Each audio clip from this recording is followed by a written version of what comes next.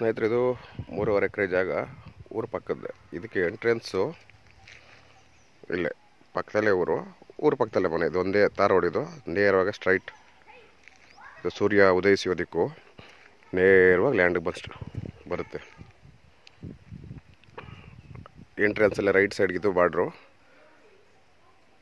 ಅಲ್ಲಿಂದ ಮುಂದೆ right side ತೆಂಗು ಇದು ಕಾಣಿಸ್ತಾ ಇದೆ ನೋಡಿ, ಹಳ್ಳಿ ಗಿಡ ಬೇವಿನ ಮರ. ಅದು ಈ ಸೈಡ್ ಬಾರ್ಡ್ರು. ಅಲ್ಲಿ ಬೇಲಿ ಬೆಳಕು ಹೋದಂಗೆ ಸ್ಟ್ರೈಟ್ ಇದು ಎಲ್ಲಿವರೆಗೂ ಹೋಗುತ್ತೆ ಅಲ್ಲಿವರೆಗೂ 3.5 ಎಕರೆ.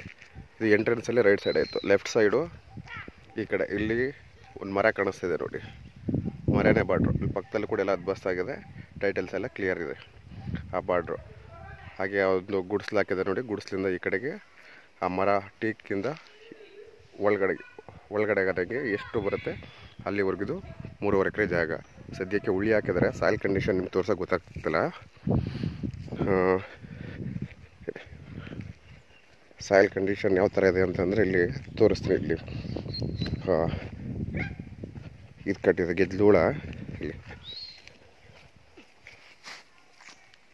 ಪ್ಯೂರ್ ಬಿಕ್ ರೆಡ್,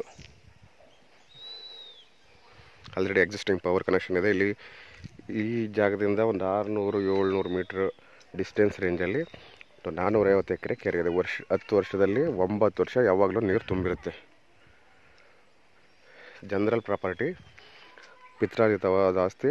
ಇದು ನಮ್ಮ ಸಂಬಂಧಿಕರದೇ ಆದ್ದರಿಂದ ತಾಳೋ ತುದಿಯೆಲ್ಲ ನನಗೆ ಗೊತ್ತಿದೆ, ಏನೂ ಸಮಸ್ಯೆ ಇಲ್ಲ.